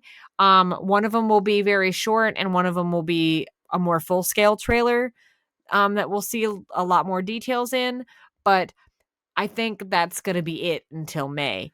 So, I think we'll probably get a Breath of the Wild direct in like April. yeah. That's what I think. We'll probably get another trailer at the either the late December direct, because they usually like to do one around the end of the year to close it off, Yep, or or January, they do February, beginning of the year. yeah, it'll be one of those two and their January February is usually their financial thing. Right. So They might so have a I trailer just to go with it. Yeah, so that's it could be either of those. And I'll let you do this last one for this section. Yeah, this will be kind of quick. Just going back, because that was the end of the Nintendo Direct, but GoldenEye at the same time being announced on for an N64 on the Nintendo Switch Online, it was also announced for Xbox coming from Rare, but it doesn't have online, which is kind of a weird one. It will that for some reason the feature is exclusive to the Nintendo Switch version. Either this was a deal Nintendo made, or it's just the fact of how it's built because it emulates the controller input locally on a Nintendo Switch. So you're still going to have 4-player split screen on your screen, but the control will be coming from somebody else. I don't know why Microsoft isn't able to do that, which makes me kind of think it was a Nintendo deal because Microsoft's more than capable of doing it. They did it for Perfect Mhm. Dark. But this game is going to have enhancements. It's going to be running at full 4K with an actual built-in 16:9 aspect ratio that you can use. You can still do 4K even during 4-player split screen local. More stable frame rate, dual analog control options, which already makes it better for me because I can't go back to first-person shooters in N64. I tried, but I've just nope, can't do it. But the cool thing is this is going to be included to anybody that has Game Pass. And then what's kind of cool, but also kind of weird, is if you digitally have Rare Replay, you get the game included. But if for some reason, if you have a disc, they won't. And I don't get that because it still has to download the game anyways. The disc is a license key. I'm hoping they'll fix that because that kind of gives the Maybe shaft it's to a those with physical discs. maybe it's a license problem because it's a license key. That's the only thing that I can think of. Well, yeah, I mean, because Microsoft owns Rare, so they're not worried about that part of it, and they can freely put it in anyone buying the digital version of it. So I don't know why the same version being accessed. I mean, can you imagine like if you bought a game digitally, or you had one on a disc, your friend had it digitally, but they got a DLC, but you didn't because you bought it physically? It's just a weird restriction. Like you don't get part of a movie because you bought the Blu-ray, but your friend that streamed it on Netflix gets to watch that extra scene. Like it's just weird. So I don't know. So we'll move on from that into the Sony State of Play. This was kind of a short one, but I figured we just wanted to touch on it really quick. Starting off, Tekken 8, no release date given, coming out for PS5. Later was shown coming out for Series X, S, PC, stuff like that. Looks really good. I mean, it's Tekken. Fighting games are usually pretty, so I don't know how much you are into Tekken. Have you played much of those or into the lore of it? No. It's actually, they have a Guinness record for the most involved story for a fighting game. Like it's been continuous the entire series. It's ridiculous. I'm It's like aware a of Tekken, with fists. but I don't play Tekken. Yeah, Tekken is like a soap opera with fists. Like that's just lots of punching, less lovemaking. Once again, Sony's shown off a couple of PlayStation VR 2 games without talking much about the headset. They did later, which we'll cover. But Star Wars Tales from the Galaxy's Edge is in development for PSVR 2 for next year. Demio is also in development, which is a great game. It's like a tabletop D&D style game that you can play with friends. I'm hoping they allow this to be crossplay. It is on all the other current versions between PC and Oculus and other VR setups. And it's great playing that. And I hope PlayStation players get to join in with it. It would be weird to cut them off. Like a Dragon, Ishin, coming February 23rd for PS4 and PS5, set in feudal Japan. This is the first North American game that is officially dropping the Yakuza title. It's no longer going to be used. They're bringing it in line with the Japanese name, which for a while has been Like a Dragon. And that's why the last one was Yakuza Like a Dragon. They were trying to bridge it over. Kind of like the whole Resident Evil Biohazard thing. Yeah. That makes sense. But I guess they want to get away from the Yakuza name. I'm not surprised, all things considered. So yeah. I think they decided, oh, we're going to use this because, that'll really the Americans like that kind of thing. Right. So maybe we should get away from that. Probably a good idea. So, right. Yeah. Pacific Drive looks interesting. Yeah. It was pretty, but I was kind of confused. I couldn't quite tell what kind of game it was. I guess. I wrote a guess that was saying a post-apocalyptic driving driving game with combat. Like that's basically what it was. Some of the combat like made me think of like Ghostbuster vibes with the Ecto, like in the last Ghostbuster movie, with just the way that the cars combat worked. But yeah. PlayStation Stars, the loyalty program, is going to release first. We already knew this. Releasing in Asia first this month, and then North America, well, here, and Europe at some point later. It's free to join. Finish challenges to collect digital rewards that are 3D collectibles. And then some items will be limited on who can get them based on, when you game, what you game, how you game. Yeah. Well, we'll see how it turns out. It's kind of neat. Like, this reminded me a lot of what was the PS5 game that you could get for free when you got the system? Astrobot. Astrobot. You could collect the little collectibles. They were so cute. I loved them. It was beautifully done. It kind of reminds me of that, which I'm fine with. Like I love, like my favorite part of the old Smash Brothers games was the trophies, getting to see those and the models and look at them. So, hey, I'm down for that on a system level. That's great. Like, let's give it a shot. And they're not NFTs. They keep saying that, so I'm cool with it. Sin Duality coming 2023. It's a mech combat RPG. Looks like real-time fighting in the mech, so it's not like turn-based.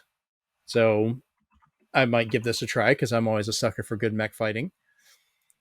Next up was Project Eve, which is now called Stellar Blade.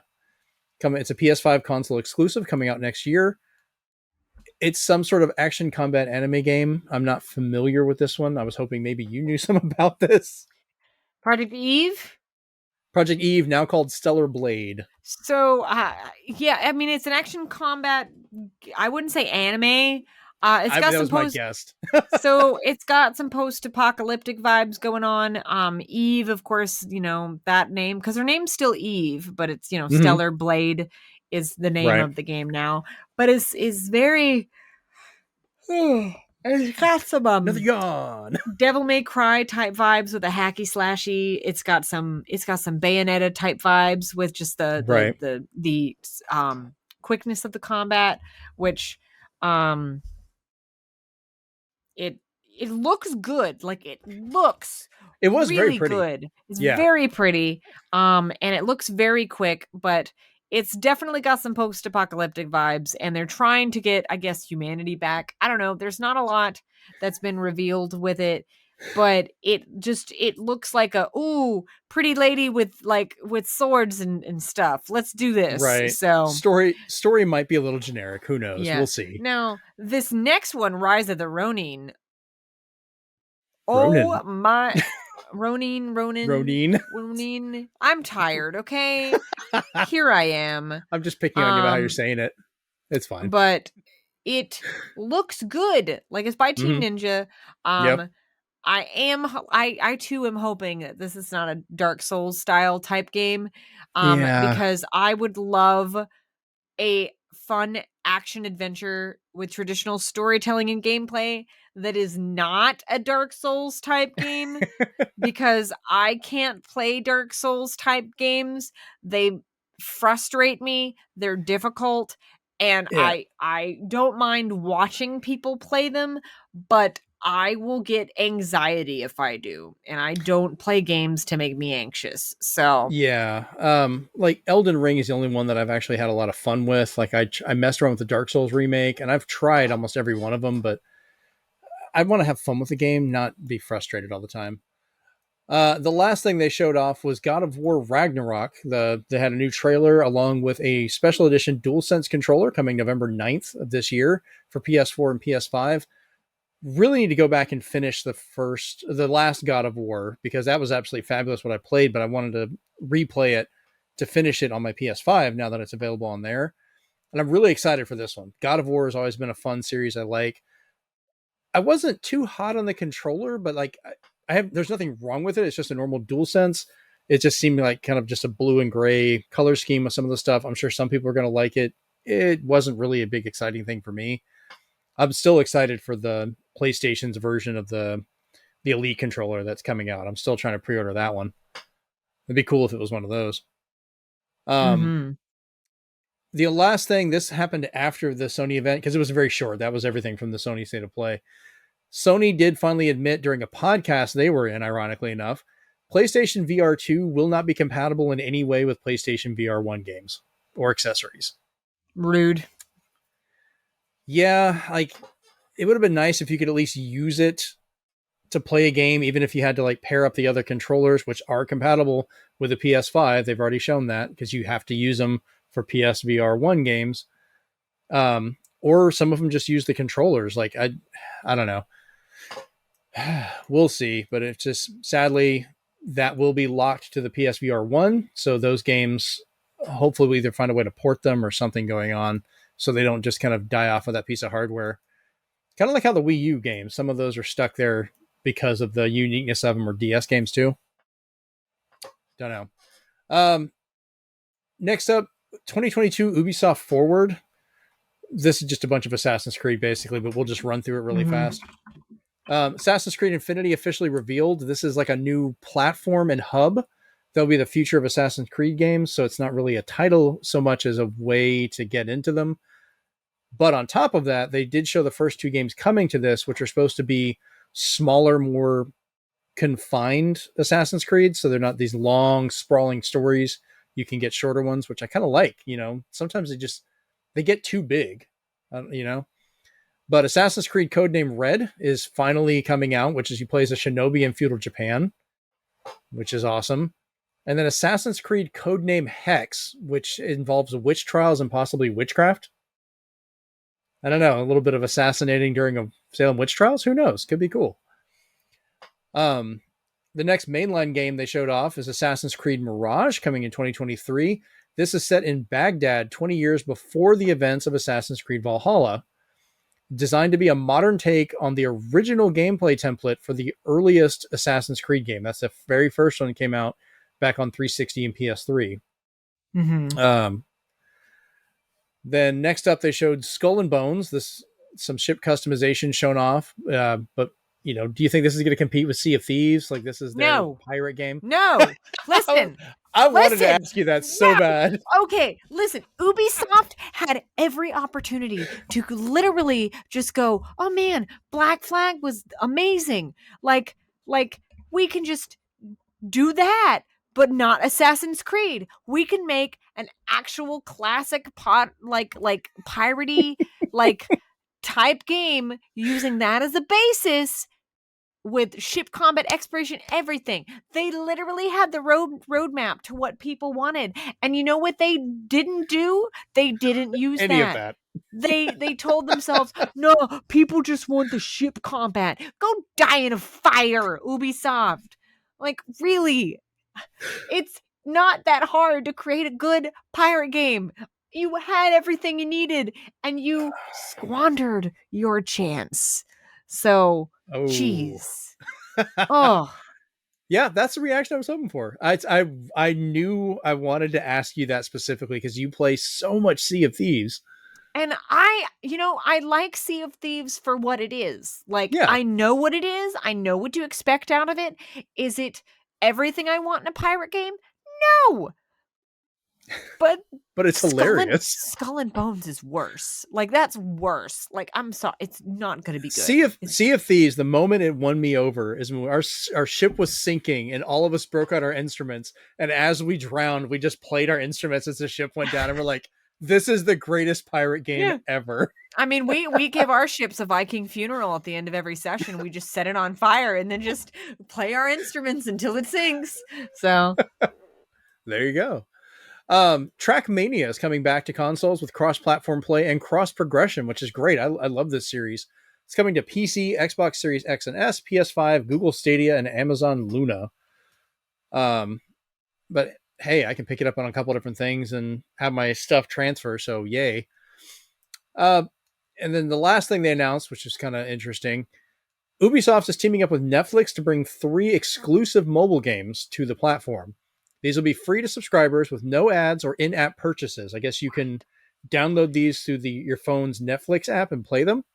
what? But Valiant Hearts 2, a new original Assassin's Creed title, and a roguelite-inspired Mighty Quest for Epic Loot are going to be made exclusively available through Netflix, which I keep forgetting about this. What? You can actually play mobile games through the Netflix app as part of your subscription without ads. I need to try that just to see if there's anything worth playing. What? I didn't even know this. I always forget about it. But yeah, apparently you can go do that. I'll have to go check it out. I don't like that. I don't like that. That's weird, but it's cool, but it's weird. So I don't like that Valiant Hearts is getting exclusively put as a mobile game on there. Like, Valiant Hearts was kind of a fun game, and I played it on Switch, so I was hoping it would be on the Switch also. Maybe we'll see that change. Maybe just the mobile version is exclusive to Netflix. I don't know. They're also teaming up with Netflix to make a live-action Assassin's Creed adaptation. So who knows where that's going to go? I guarantee that'll probably be canceled after like one season, though. Oh, probably. It's Netflix. You are correct. Yeah. And the last bit of gaming news before we move on to what will make Rachel probably cry. Discord has fully been released for Xbox users, so now you can chat through Xbox, through Discord, swap back and forth interactively, which is nice to open up how to do it. So we may even start recording little bits of the show through the Xbox while streaming.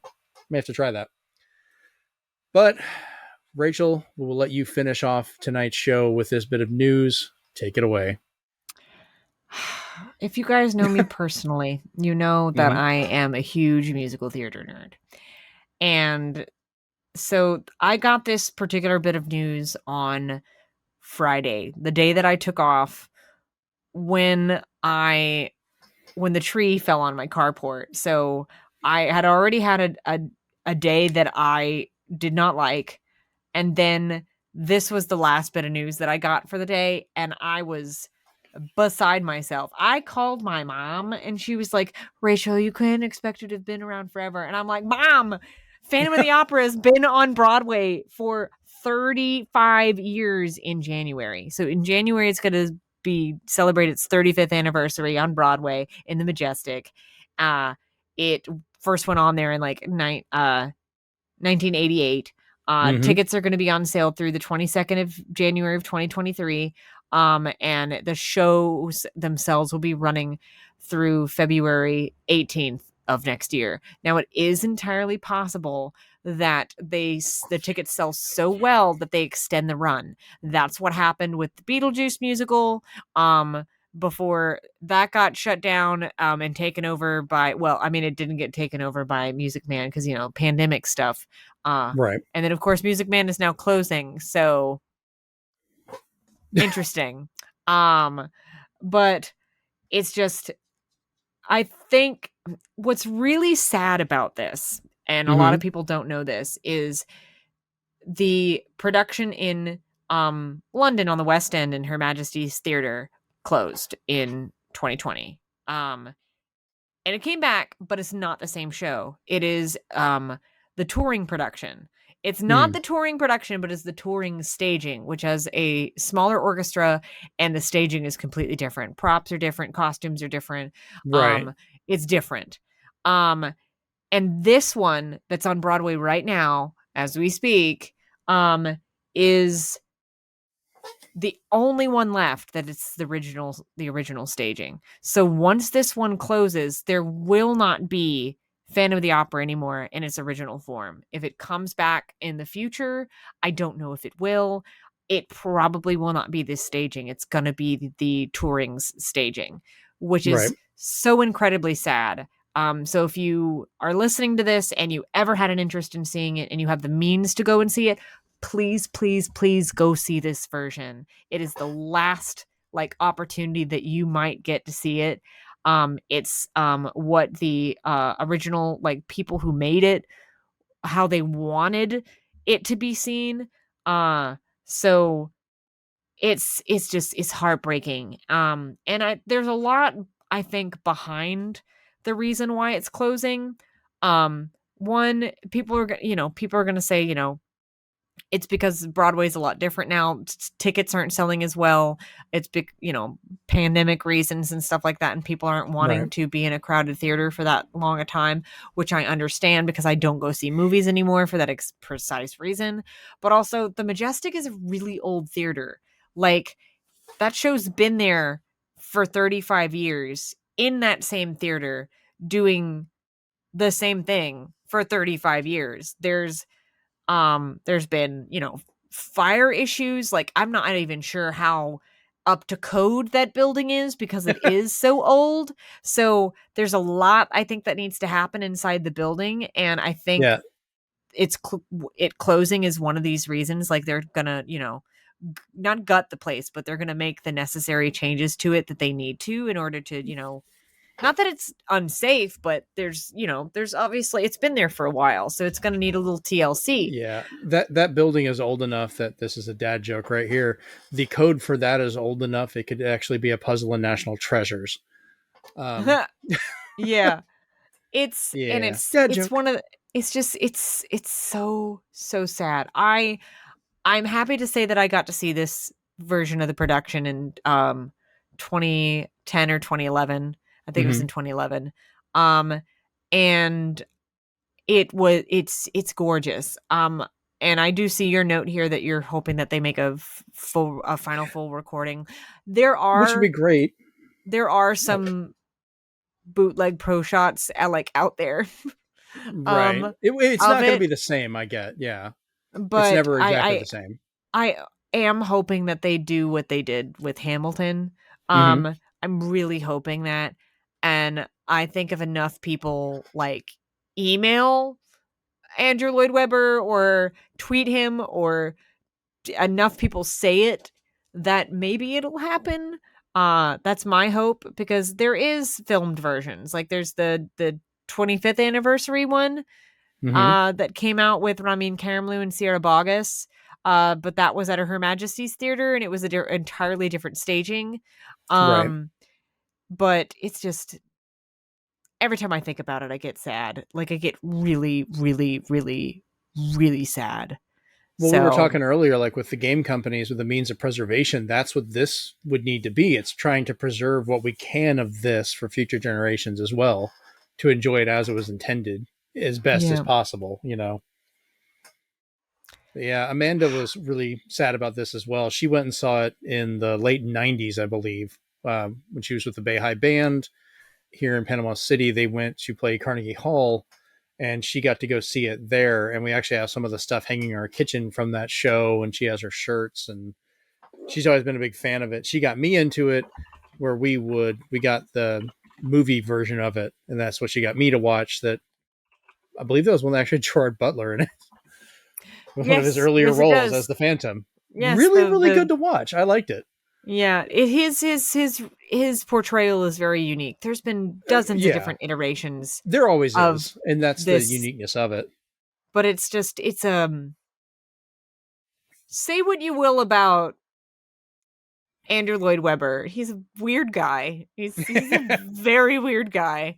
But Yeah. this show is it's a lot of people's first musical that they become acquainted with. Like for me, it was my first. Um, Hmm. I will tell this story because it is an amusing story. Okay. My mother, myself, and my grandma, we were on our way to see my Aunt Susan. And we were in my mom's car, and they had just gone and seen actually Phantom of the Opera, I think a touring one at the time. I was like maybe 4 or 5 years old at this point. And my grandma had the cassette tape that she bought when they went and saw Oh. this. And she's like, "Oh, I'm going to put this in. I think Rachel will really like it." And my mom's like, "No, I don't know. I'm not sure. I'm not sure if she likes that kind of thing. We'll find." And then my grandma's like, "No, no, I'm gonna do it, Rhonda. I'm gonna put it in." And she's like, "Oh, okay, mom." And she puts it in. I did not let them listen to anything else. The moment I heard that like opening organ bit, I was Yeah, like, you were done. I was done. Like that's all I wanted to listen to the entire time. To this day, I call Sarah Brightman and Michael Crawford, the original Christine and the original Phantom. I call them my Mhm. vocal parents because without them, I would not sing like I do. I Oh, there wouldn't you probably go. even interested in singing um Hmm. without those two. And of course, Steve Barton too. He played Raoul. And it's just it has the musical has like gotten me into so many different things, and much like another franchise that I will not mention on here, it has made me who I am today, and I don't think I'd be the same person without it. So the fact that this is closing Hmm. is it's like losing a family member to me. Hmm. Almost. It's sad. Like I don't have the words to describe the sadness it makes me feel. All right. Well, I guess that's where we can end this show. Then, sorry on such a downer, but Well, not much else we can really say on that one. Sadly, hope. everyone go see Phantom. That's all we can say. Just go see it. Yeah, it's a great show. Like I never got a chance, and I probably won't have a chance to go see it in that version. But even just being able to enjoy it in a version of it, I really liked it. So, but yeah, Amanda, she's still all these literally decades later goes off about it. Oh man, So I could wax lyrical about it. And there's other things in relation to it that I could wax lyrical about, but I won't because I'm tired and I'm ready to go to yeah, bed. yep. So on that note, we'll go ahead and Rachel, where can we find you or the find folks online, find you on the internet? You can find me on Twitter at outrageous. That's OUT_RACHEOUS.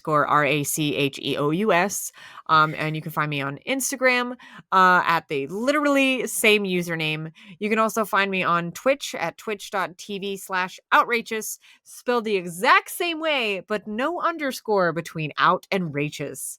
I try to stream at least once a week, schedule permitting. And I'm currently streaming some retro games in preparation for a game coming out in February. Um, and yeah, and I might also start streaming not spooky stuff, but some fun stuff. Because I have a hankering to replay all the Tasmanian Tiger games. So I kind of want to stream those so you guys can see me throwing rangs and making Australian jokes. So Good day. Good eye. Good eye. Yeah, no, I'm going to be horrible about that. All right, I've been your host, Jeremy Powers. You can find me at Zenspath, Zenspath, over on Twitter. I've been a lot more active recently on Instagram as well, so you can find me there as at ZenspathCom. And then you can also watch this show over at youtube.com/ZenspathCom if you are listening to this, or you can find us at Libsyn, Libsy, or zenspath.libsyn.com. So zenspah.libsyn.com for the audio version. You can also find us on iTunes, Google Play Music, all the different places you can find your podcasts. We would greatly appreciate if you could give us a rating, leave us a comment, share this with somebody, help spread the word so more people can actually hear us rant and rave about this. Talk with us online. We love interacting with people. You can also listen like every occasion with Rachel and them over on Joey's stuff over at I just completely blanked on the name all of a sudden. Cerulean Sky. It was like it's Skies. blue something. Cerulean Sky. That's what happens when we're tired. Oh my god. Yeah, sorry about that, Joey. It's a CERULEAN and then SKIES. Go check out his stuff over there as well. So this has been episode 75 of the Zenspath 4-Button Podcast, and we're out. I can try to think of a good Phantom line. I can't think of one. Damn it. I go night night now. That's the end. Yeah. We tired. Also, I saw turtles.